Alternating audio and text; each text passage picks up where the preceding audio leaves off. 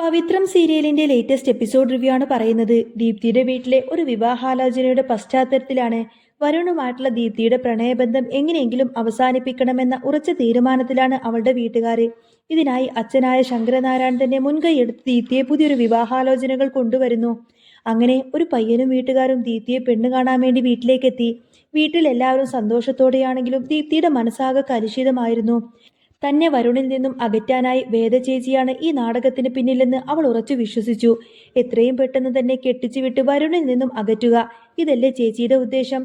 പക്ഷേ നടക്കില്ല ചേച്ചി. ആരൊക്കെ എന്നെ പെണ്ണ് കാണാൻ വന്നാലും ചേച്ചി ആഗ്രഹിക്കുന്നത് പോലെയൊന്നും നടക്കാൻ പോകുന്നില്ല എന്ന് ദീപ്തി മനസ്സിൽ കണക്കൂട്ടി.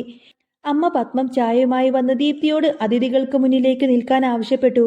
ഒട്ടും താല്പര്യമില്ലാതെ, എന്നാൽ ആരെയും കൂസലില്ലാതെ ഒരു ഭാവത്തോടെ ദീപ്തി ചായയുമായി ഹാളിലേക്ക് ചെല്ലുന്നു.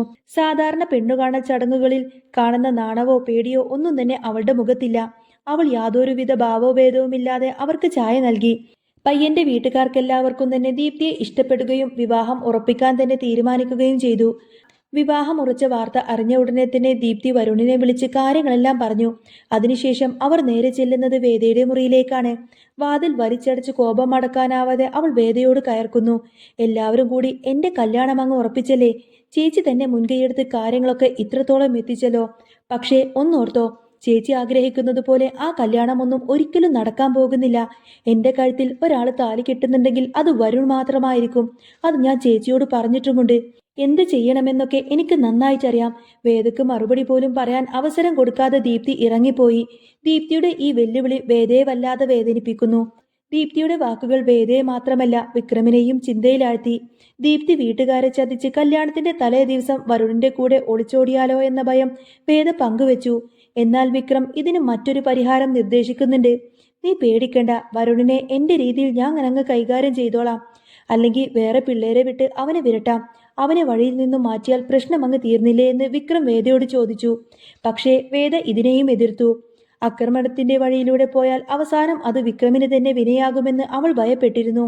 വേണ്ട വേണ്ട വിക്രം, അങ്ങനെയൊന്നും വേണ്ട. അത് വലിയ പ്രശ്നത്തിലേ പോയി അവസാനിക്കുള്ളൂ. നേരായ മാർഗത്തിലൂടെ മാത്രം പ്രശ്നങ്ങളൊക്കെ പരിഹരിച്ചാൽ മതി, വേദ തീർത്തും പറഞ്ഞു. ഇവരുടെ സംസാരമെല്ലാം ഒളിഞ്ഞു നിന്ന് കേൾക്കുകയായിരുന്ന നന്ദിനി അവസരം മുതലെടുത്ത് വിക്രമിനെ പരിഹസിക്കാനെത്തി. എന്താ രഹസ്യ സംസാരം? വിക്രം ഇപ്പോൾ സ്വാമിയാണെന്ന കാര്യം മറക്കണ്ട. താലി കെട്ടിയതോടെ നീ ഇപ്പോൾ അവൾ പറയുന്നത് മാത്രമാണല്ലോ കേൾക്കുന്നത്. നിന്റെ സ്വഭാവം ആകെ മാറിപ്പോയി വിക്രം എന്ന് നന്ദിനി കുത്തുവാക്കുകൾ പറഞ്ഞു. എന്നാൽ വിക്രം അത് കാര്യമാക്കാതെ വേദയോട് സ്നേഹത്തോടെ തന്നെ പെരുമാറി. ഇതിനിടയിൽ ശ്രീജയുടെ ബിസിനസ് വിജയകരമായി തന്നെ മുന്നോട്ടു പോകുന്ന കാഴ്ചയാണ് കാണുന്നത്.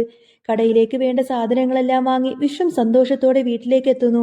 ഒരു മാസത്തേക്കുള്ള സാധനങ്ങളെല്ലാം തന്നെ ഞാൻ വാങ്ങിച്ചു. ശ്രീജയാണ് പറഞ്ഞത് ഇനി എന്ത് വേണമെങ്കിലും അവളോട് പറഞ്ഞാൽ മതിയെന്ന്. വിശ്വം കമലത്തിനോട് പറഞ്ഞു. കമലം സന്തോഷത്തോടുകൂടെ തന്നെ മരുമകളെ അനുഗ്രഹിക്കുന്നു. ഇതെല്ലാം വാങ്ങുന്നത് കമലയല്ലേ? നിങ്ങൾ ബിസിനസ് തുടങ്ങിയതല്ലേ ഉള്ളൂ. എങ്ങനെയെങ്കിലും ഈ ബിസിനസ് ഇങ്ങനെ ഉയർത്തിയെടുക്കാൻ ശ്രമിക്കണം എന്ന് ആശാൻ ഉപദേശിക്കുന്നു. വേദയുടെ സഹായമാണ് തങ്ങളുടെ ഉയർച്ചയ്ക്ക് കാരണമെന്ന് ശ്രീജയും വിശ്വനും നന്ദിയോടെ ഓർത്തു. ഇതെല്ലാം കണ്ട് അസൂയയോടെ നിൽക്കുന്ന നന്ദിനിയോട് വേദ ശക്തമായി മറുപടി നൽകി. ഇപ്പൊ കണ്ടോ നന്ദിനി, അവരല്ലേ അടുക്കളയിലേക്ക് വേണ്ട സാധനങ്ങളെല്ലാം തന്നെ വാങ്ങിച്ചുകൊണ്ടുവരുന്നത് കണ്ടില്ലേ? ഇനി നമ്മൾ എല്ലാവരും 3 നേരം കഴിക്കാൻ പോകുന്നത് വിനായകൻ ചേട്ടന്റെ മാത്രം പൈസക്കല്ല. ആ ബോധം എപ്പോഴും നന്ദിനിയേട്ടത്തിക്കുണ്ടായിരിക്കണം. വേദയുടെ വാക്കുകൾ നന്ദിനിയെ ചൊടിപ്പിച്ചു. ഇതേ സമയത്തിന് കഥയിലെ യഥാർത്ഥ വില്ലനായ ശ്രീകാര്യം ശ്രീനിവാസൻ തന്റെ കുടിലത പുറത്തെടുക്കുന്ന നിമിഷമായിരുന്നു. വിക്രമിനെ ഫോണിൽ വിളിച്ച് അയാൾ ഒരു കള്ളം പറഞ്ഞു. താൻ അറിഞ്ഞോ വിക്രം, വരുണിനെ ആരോ തല്ലിച്ചതച്ച് ആശുപത്രിയിലാക്കിയെന്ന് കേട്ടു. അതിനു പിന്നിൽ താനാണെന്നാ പുറമേ കേൾക്കുന്നത്. ഇത് കേട്ട വിക്രം ഒന്ന് ഞെട്ടി. താൻ അങ്ങനെയൊന്നും ചെയ്തിട്ടില്ലെന്ന് വിക്രം ആണയിട്ട് പറഞ്ഞു. എന്നാൽ ശ്രീകാര്യം ശ്രീനിവാസൻ തന്ത്രപൂർവ്വം തന്നെ വിക്രമിനെ കൊടുക്കാൻ ശ്രമിക്കുന്നു. ശ്രീകാന്ത് ആയിരിക്കുമോ ഇത് ചെയ്തത്? എന്തായാലും താൻ സൂക്ഷിക്കണം, വേദയോട് പറഞ്ഞ് കാര്യങ്ങളെല്ലാം ബോധ്യപ്പെടുത്തി.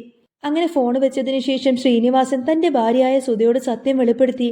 ആ വരുണിനെ തല്ലിച്ചതച്ച് ഞാൻ തന്നെയാണ്. തമിഴ്നാട്ടിൽ നിന്നും ഗുണ്ടകളെ ഇറക്കി ഞാനാണത് ചെയ്യിപ്പിച്ചത്. പക്ഷേ എല്ലാവരും വിചാരിക്കുന്നത് ഇത് ചെയ്തത് വിക്രമാണെന്നായിരിക്കും. അങ്ങനെ വേദയും ദീപ്തിയും വിക്രമിനെ വെറുക്കും. വേദയുടെ കുടുംബം തകരും. തന്റെ പ്രതികാരം നടപ്പിലാക്കാൻ വിക്രമിനെ ബലിയാടാക്കുകയായിരുന്നു ശ്രീകാര്യം ശ്രീനിവാസൻ. വരുണിനെ ഫോണിൽ കിട്ടാതെ വിഷമിച്ചിരിക്കുന്ന ദീപ്തിക്ക് ഒരു കോൾ വരുന്നു. അത് വരുണിന്റെ അച്ഛൻ MLA വാസവനായിരുന്നു. എന്റെ മകൻ ഇപ്പോൾ ഹോസ്പിറ്റലിലാണ്. അവനെ തല്ലിച്ചതച്ച് അവന് ഓർമ്മ പോലും ഇല്ലാതെ കിടക്കുകയാണ്. അതിന് കാരണക്കാരൻ നിന്റെ ചേച്ചിയുടെ ഭർത്താവില്ലേ, ആ വിക്രം, അവൻ തന്നെയാണ്, വാസവൻ ദീപ്തിയോട് പറഞ്ഞു. ഈ വാർത്ത കേട്ടതോടുകൂടെ തന്നെ ദീപ്തി ആകെ തകർന്നു. തന്റെ പ്രണയിതാവിനെ ക്രൂരമായി ഉപദ്രവിച്ചത് സ്വന്തം ചേച്ചിയുടെ ഭർത്താവാണെന്ന ചിന്ത അവളെ ഭ്രാന്ത് പിടിപ്പിക്കുന്നു. അവൾ വീട്ടിൽ നിന്നും ഇറങ്ങി നേരെ ആശുപത്രിയിലേക്ക് ഓടുന്നു. വിവരമറിഞ്ഞ് വേദയും വിക്രമും ആശുപത്രിയിലേക്ക് തിരിക്കുന്നു. ആശുപത്രിയിൽ വെച്ച് പരിക്കേറ്റ് കിടക്കുന്ന വരുണിനെ കണ്ട് ദീപ്തി പൊട്ടിക്കരഞ്ഞു. ഞാൻ ഇനി വരുണിനെ വിട്ട് എങ്ങോട്ടേക്കും പോവില്ല. വീടും വീട്ടുകാരെയും ഉപേക്ഷിച്ചാണ് ഞാൻ വന്നത്, അവൾ പ്രഖ്യാപിച്ചു. അവിടേക്ക് കടന്നു വന്ന വിക്രമിനെയും വേദയെയും കണ്ട് ദീപ്തി പൊട്ടിത്തെറിച്ചു. എനിക്ക് വേണ്ടി വരുണിനെ തല്ലിച്ചതച്ചല്ലേ?